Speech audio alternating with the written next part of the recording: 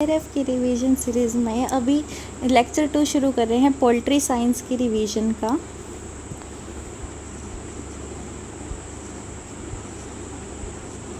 तो फिर लेक्चर हमने ये देखा था कि मतलब सबको समझ में आ गया था ना कि कैसे कैसे एग जाता है, क्या क्या स्ट्रक्चर्स फॉर्म होती हैं कि किस किस पार्ट में। ये कुछ एक टर्म्स पढ़ी थी, कॉम्पोजिशंस पढ़ी थी, वो याद हैं सभी को हैं। जूलॉजिकल नेम्स देखे थे हमने और स्टैंडर्ड वेट देखा था सबकी एग का, और कुछ एक टर्मिनोलॉजीज भी देखी थी। अभी हम लोग नेक्स्ट आते हैं कि कैंडलिंग ऑफ एग्स।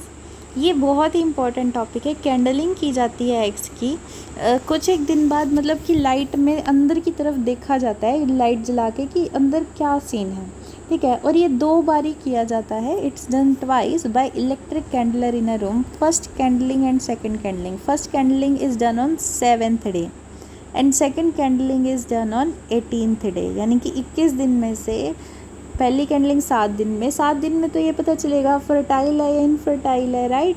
तो फिर to discard the infertile egg, जिसमें एम्ब्रियो ही नहीं है, वो डिस्कार्ड हो जाएंगे।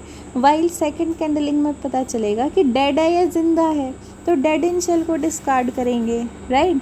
तो फिर क्या है कि फर्स्ट कैंडलिंग में क्या करेंगे और सेकंड कैंडलिंग में क्या करेंगे। फर्स्ट होती है 7th डे पे, सेकंड होती है 18th डे पे। फर्स्ट में हम लोग डिस्कार्ड करेंगे इनफर्टाइल एग्स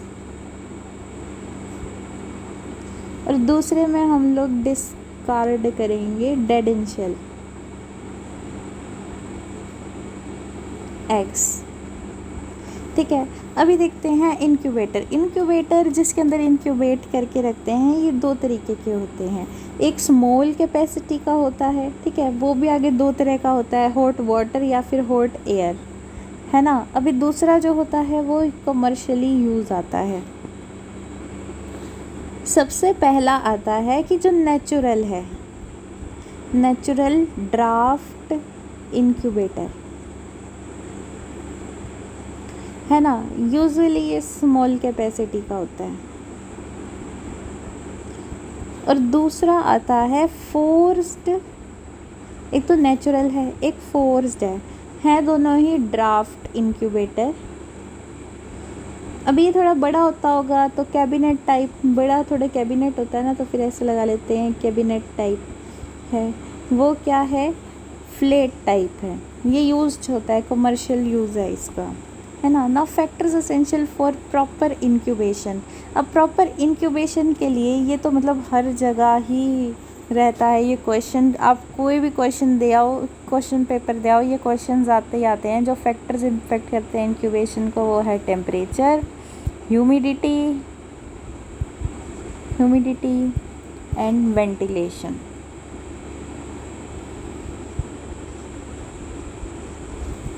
राइट।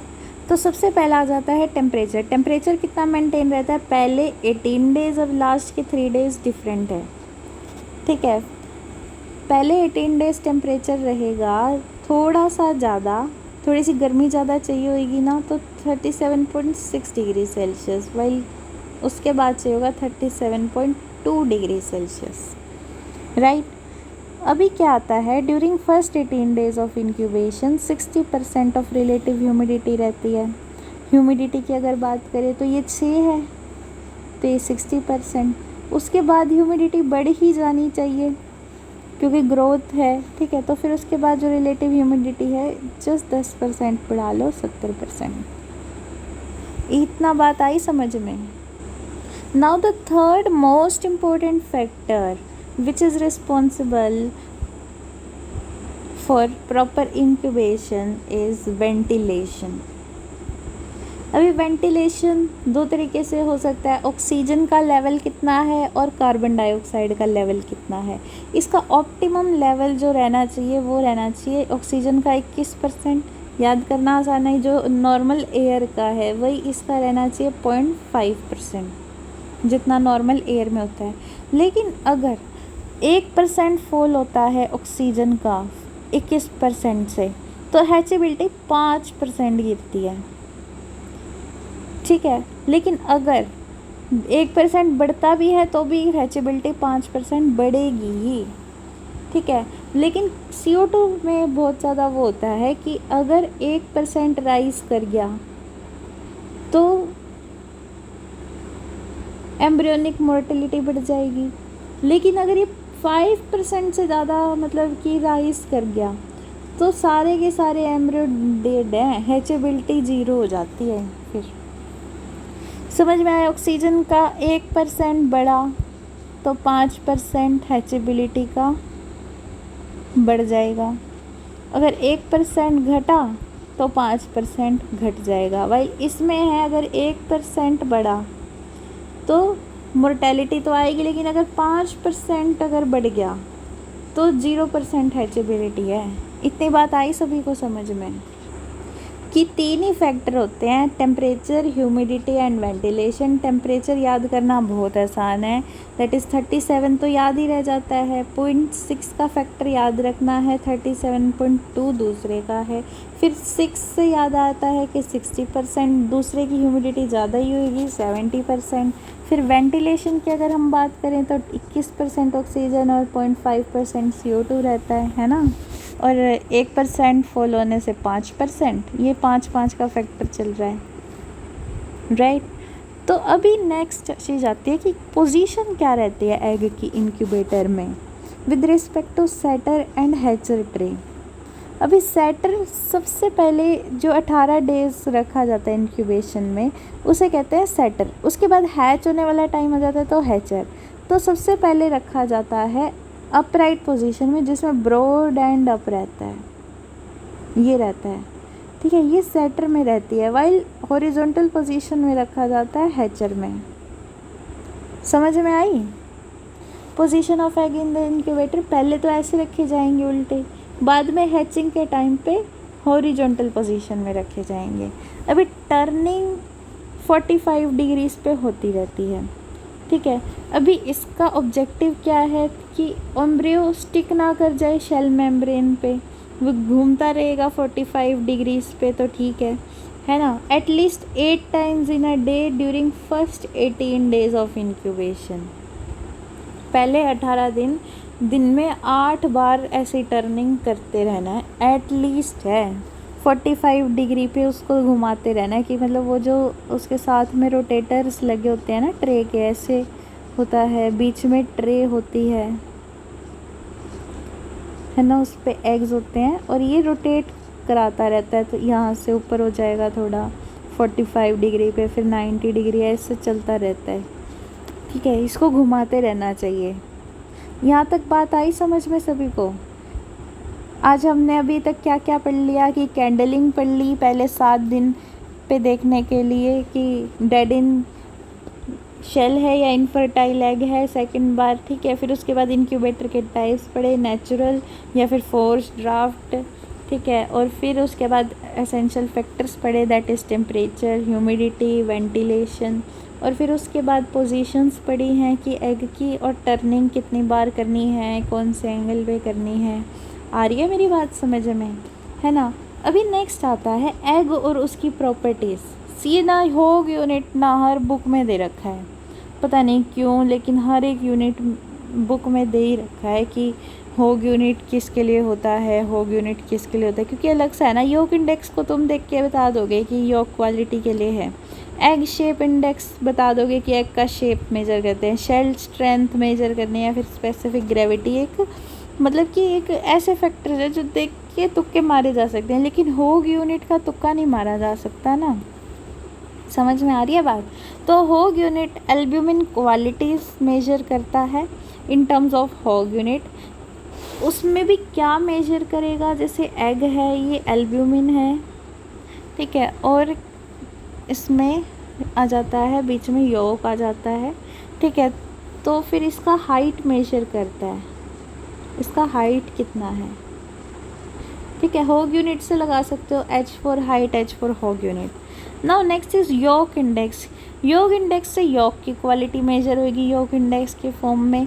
ये देखा जाएगा कि स्फेरिकल नेचर कितना है, ठीक है। अभी हाँ, जो होग यूनिट का स्टैंडर्ड एग का कितना रहेगा, 72 रहेगा लगभग, ठीक है। ये रेंज रहती है, लेकिन स्टैंडर्ड एग का 72 रहता है, ठीक है। अभी योक इंडेक्स स्फेरिकल नेचर जो है, ठीक है, वो कैसे देखेंगे कि योक की हाइट कितनी है और उसकी विड्थ कितनी है। स्फेरिकल नेचर देख रहे हैं ना, height divide by width yolk index आएगा, और ये स्टैंडर्ड रहता है 0.5 यानी कि विड्थ बड़ी हो और हाइट छोटी हो, है ना।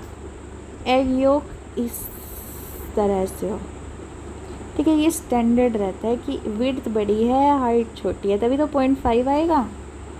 समझ में आई। स्फेरिकल नेचर देखा जाता है। अभी 2 पॉइंट्स क्लियर हुए हैं। होग यूनिट एल्ब्यूमिन क्वालिटी मेजर करता है और स्टैंडर्ड एग का 72 रहता है। योक इंडेक्स योक क्वालिटी देखता है, स्फेरिकल नेचर देखता है, स्टैंडर्ड एग का 0.5 रहता है और ये सब मेजर करता है। फिर आता है ESI। ESI भी आ जाता है कि ये आ जाता है कि मतलब ऐसे आ जाता है कि ESI measured by vernier caliper, while shell strength is measured by screw gauge. ये चीज़ें मैच में आ जाती हैं कई बारी।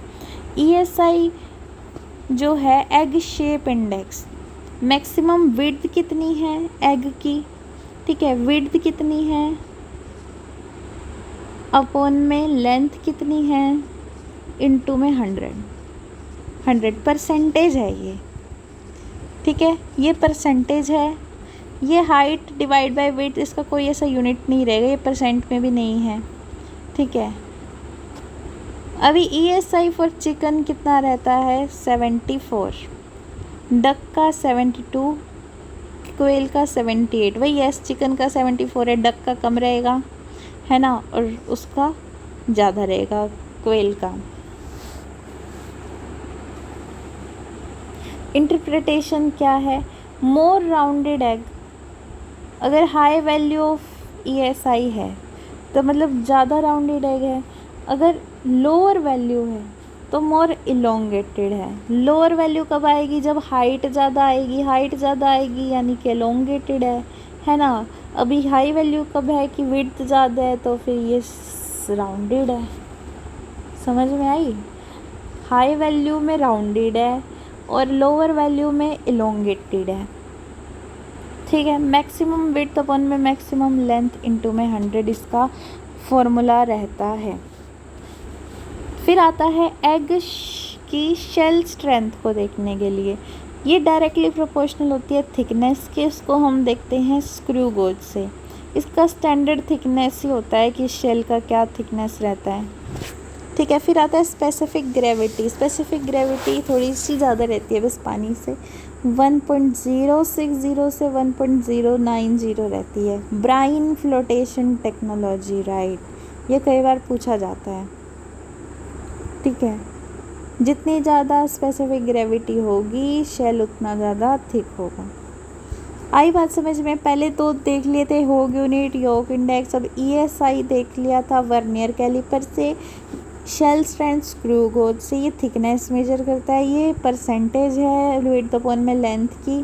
स्टैंडर्ड 74 रहती है चिकन एग की, डक की 72 और 78 क्वेल की, ठीक है, देख लिया। फिर शेल स्ट्रेंथ क्या होगी, थिकनेस होगी, ये स्टैंडर्ड है 0.3 से 0.5 मिलीमीटर। स्पेसिफिक ग्रेविटी 1.060 से 1.090 रहती है।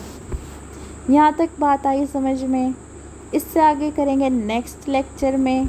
अगर किसी को कोई भी किसी भी तरह का डाउट हो तो प्लीज़ मुझे बताना, ठीक है, कमेंट सेक्शन में। कल मिलते हैं एक नई वीडियो के साथ। Thank you.